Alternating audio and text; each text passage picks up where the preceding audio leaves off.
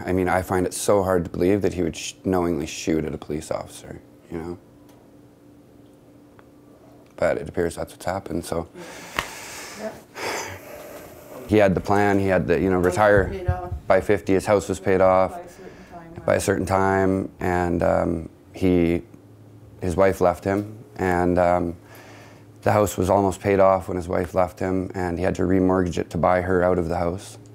And there was some acrimony between him and his wife, and it ultimately ended up in him losing his license and not being able to work. Yeah. That was the end result. I phoned the power corporation and I said, look, this guy's going through a lot right now. Like, is there any way that I can make a payment arrangements for him? No, he has to do it. And I said, okay, well, he's here. Can I put, nope, it's past due. We're not putting his power back on, you know? And it's like, so I think it was just one thing after another, after another, after another.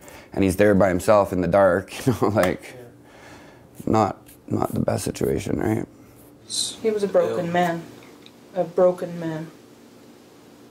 Yeah, I mean, he just felt like that people were just chipping away at him, you know, like that, you know, what's next? Am I going to get a ticket for having my grass too high, you know? Like, he literally was getting visited by these people writing tickets. And I mean, these tickets will be available. They're not, I don't think in his head, right? So, yeah, they're all out there. And his motorhome is now was for the second time impounded and is in impound now. And the pickup was impounded. Yeah. And like, it was just one thing after another, and it just got to be too much, and just gave up. Yeah, I would never believe that he would shoot a police officer either, but he just gave up. He gave up. He had nothing left to live for at this point.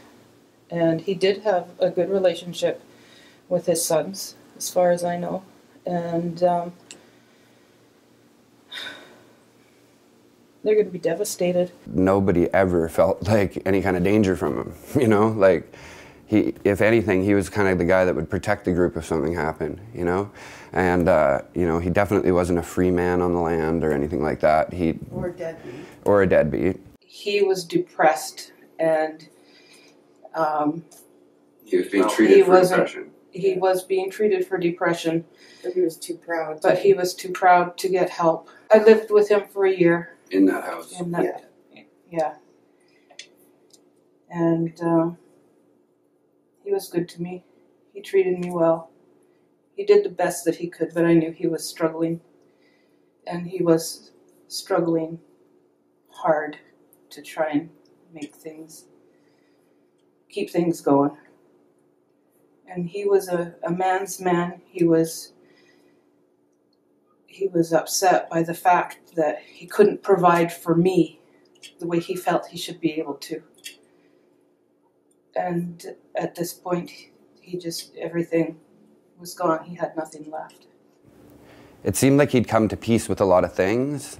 And, you know, I thought that was maybe him, you know, sort of, he had turned the corner in his depression maybe a bit. But looking back on it, maybe it was that he'd made his peace, you know? He had hobbies. He loved guns, just like he loved watches. He liked to take them apart. He liked to look at the mechanics of them. He liked to put them back together, clean them all up. Yeah. He was very proud of his gun collection. He was proud of his gun collection. Yeah. One thing I would like to say is that as much as I do not agree with anything that he did, and my heart and prayers do go out to the family and those little children who have lost their dad. Norman Raddatz also had parents, a sister,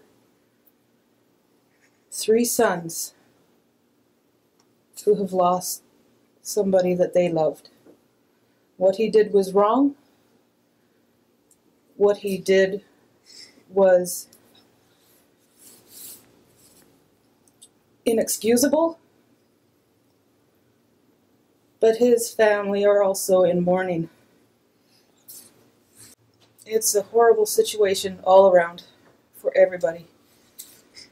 I think that it's you know, if people are dealing with depression, you know, like, I mean, he had so much love and support that he could have, that was there for him, you know, and sometimes as men, it's hard for us to reach out and ask for help, but man, this is not, this is, Ask for help. ask for help.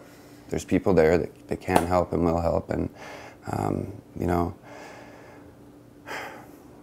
this is a guy that his whole life provided for his family, and He's proud of it too. proud, very proud of it. But he was proud of his home, you know, like, yeah. But I think it's also time for, you know, the community to come together and grieve, you know, like us as a family for him, and you know, and for the children of the police officer, and you know, it's just a sad day. Yeah, it's an unnecessary tragedy.